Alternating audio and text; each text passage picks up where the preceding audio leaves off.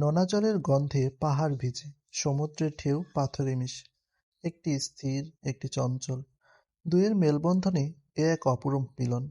এমন অপরূপ মিলন দেখতে দেখতে আমরা পৌঁছে গেলাম মহেশখালী ঘাটে। আসসালামু আলাইকুম, আপনারা সবাই কেমন আছেন? আলহামদুলিল্লাহ, আমরাও ভালো আছি।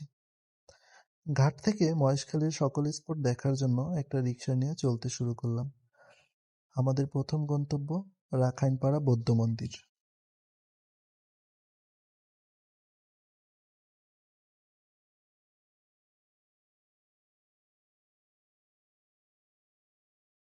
বৌদ্ধ মন্দিরটি এখান থেকে খুব বেশি দূরে না। দুই পাশের গাছপালা, প্রকৃতি আর দোকানপাট দেখতে দেখতেই আমরা পৌঁছে গেলাম রাখাইনপাড়া বৌদ্ধ মন্দিরে। মহেশখালীতে অনেক দর্শনীয় স্থানের মধ্যে অন্যতম শতাব্দীর পুরনো ঐতিহাসিক বড় রাখাইনপাড়া বৌদ্ধ মন্দির।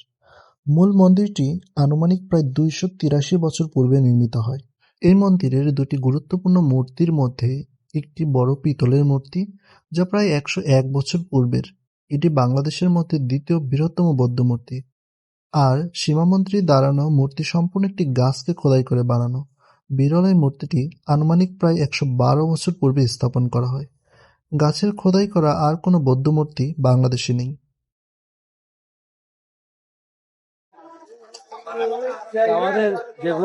এখানে যে একটা রাখাইন পল্লী আছে না ভাই? ভাইয়া রাখাইন মনে হয় রাখাইন বাজারও আছে। এখান থেকে মহেশখালী থেকে কিছু কিনেকেনা করবেন না, বুঝছেন? আপনার তো এমনি দেখবো। হ্যাঁ, আপনি কিনেকেনা করতে হবে। এখানে দাম কক্সবাজারের চেয়েও বেশি হয়। আপনি এরা কক্সবাজার থেকে এনে এখানে বিক্রি করে দেবে।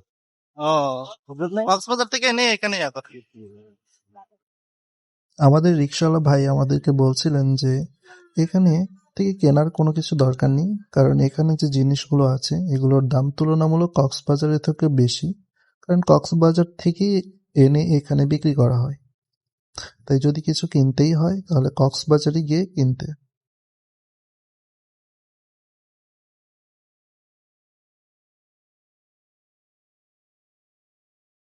বৌদ্ধ মন্দির দেখা শেষ করে বাজার অতিক্রম করে এখন আমরা চলছি আদিনাথ মন্দির ও শুটিং ব্রিজের উদ্দেশ্যে। যাওয়ার পথেই আপনাদের চোখে পড়বে নতুন ব্রিজ। এই নতুন ব্রিজ থেকে দাঁড়িয়ে আপনারা দেখতে পাবেন অপার সুন্দর প্রকৃতির এক মিলন মেলা। সামনেই মহেশখালীর ঘাট আর বামে চিংড়ির ঘের।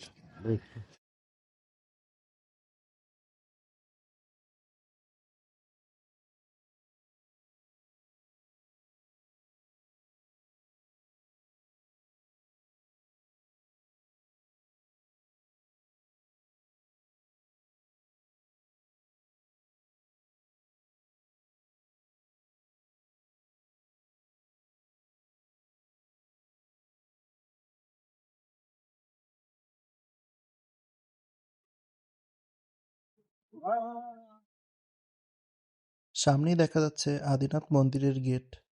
তবে প্রথমে আমরা আদিনাথ মন্দিরে ঢুকবো না, আগে শুটিং ব্রিজে যাব। শুটিং ব্রিজ ঘোরাফেরা শেষ করে আসবো আদিনাথ মন্দিরে।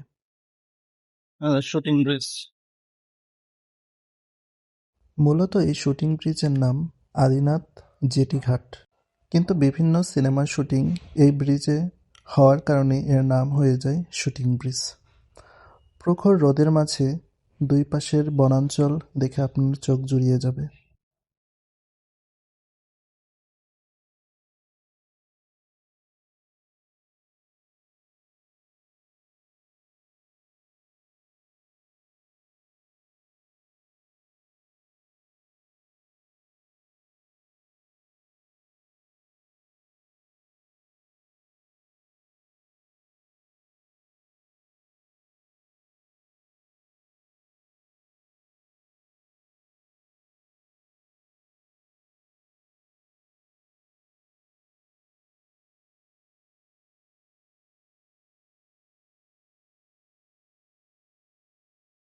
মহেশখালীর আরও একটি সুন্দর স্থান এই শুটিং ব্রিজ। এখানে আসলে আপনার মনে হবে আপনি কোনো ম্যানগ্রোভ বনের মাঝে দাঁড়িয়ে আছেন। ব্রিজে দাঁড়িয়ে যতদূর চোখ যায় অগ্নিগত ঢেউর বিপুল সমাহার, দূরে অস্পষ্ট পাহাড় আর নিচের ম্যানগ্রোভ বন সৌন্দর্যকে আরও দ্বিগুণ বাড়িয়ে দিয়েছে। শুটিং ব্রিজ ঘোরাফেরা শেষ করে আমরা এখন আদিনাথ মন্দিরে। আদিনাথ মন্দির, যা কক্সবাজারের অন্যতম আকর্ষণীয় দর্শনীয় স্থান। সমুদ্র সমতল থেকে প্রায় ৮৫ মিটার উঁচুতে এর অবস্থান।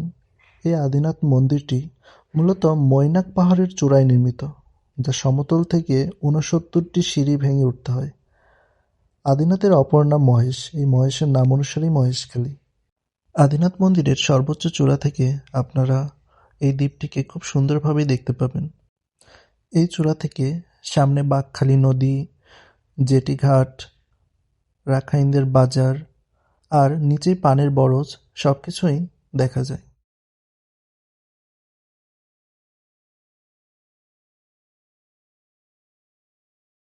এই যে আমরা একদম এখন সর্বোচ্চ চূড়ায়, আর ওই যে পিছনে দেখা যাচ্ছে, ওই যে ওইটা হলো শুটিং ব্রিজ, ওই যে নিচে, আর ওই যে নদী, বাঁকখালী নদী ওই যে দেখা যাচ্ছে।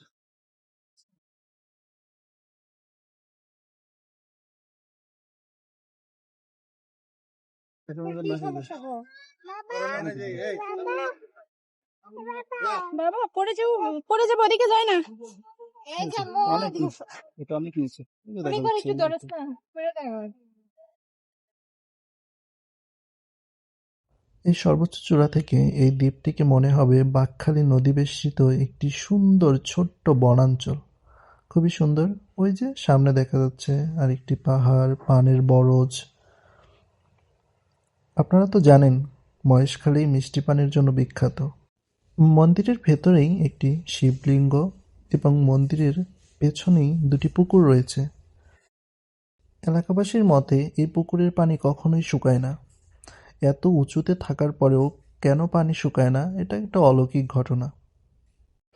মৈনাক পাহাড় আর মন্দির দেখা শেষ করে এখন আমরা যাচ্ছি লবণের মাঠ দেখতে। এই যে দেখতে পাচ্ছেন লবণ মাঠ, জোয়ারের সময় সমুদ্রের পানি আটকে রেখে সেগুলোকে রোদে শুকিয়ে তৈরি করা হয় লবণ।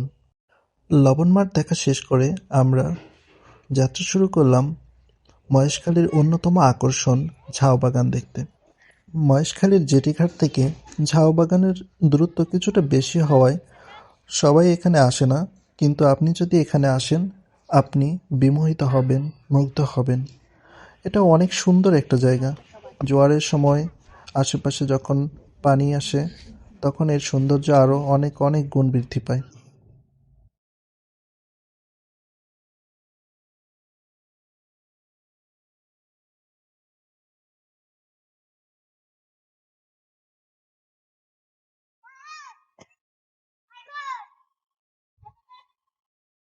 যদি সুন্দর একখান মুখ পাইতাম, যদি নতুন একখান মুখ পাইতাম, মহেশখালীর পানির খিলি তারে বানাই খাওয়াইতাম। শেফালী ঘোষের গাওয়া এ গানের মতোই জনপ্রিয় মহেশখালীর পান। বাংলাদেশের একমাত্র পাহাড়ি দ্বীপ মহেশখালী মিষ্টি পানের জন্য বিখ্যাত। অনেকের মতে উপকূলীয় এলাকার মাটির গুণগত পার্থক্যের কারণেই এই পান মিষ্টি হয়ে থাকে। তাই এই মিষ্টি পান টেস্ট না করলে কি হয় বলেন? মিষ্টি পান খেয়ে ড্রাগন পান, মিষ্টি পান খেয়ে যান। Ay, mi stipen agon pan gan hoskele mi kera stipen agon pan. Agon pan stipen gan agon pan stipen hoskele mi stipen agon pan. Agon pan stipen gan hoskele mi kera stipen agon pan. Agon pan stipen hoskele mi stipen agon pan. না না, আমি পান খাই না। না, না, আমি পান খাই না। এটাই ছিল মহেশখালীর আমার প্রধান এবং একমাত্র ভুল। ম্যাডামের খাওয়ার দেখে আমার একটু পরেই মনে হলো, ইস, আমি বুঝি একটা ভুলই করে ফেললাম। মহেশখালীর পানটা আমার খাওয়া উচিত ছিল। তাই আমার মতো আপনারা মহেশখালীতে আসলে এই ভুলটি করবেন না। আপনারা অবশ্যই মহেশখালীর পান টেস্ট করে দেখবেন। এবার তাহলে কক্সবাজার ফেরার পালা। আবারও স্পিড বোট ঠিক করে উঠে পড়লাম কক্সবাজারের উদ্দেশ্যে।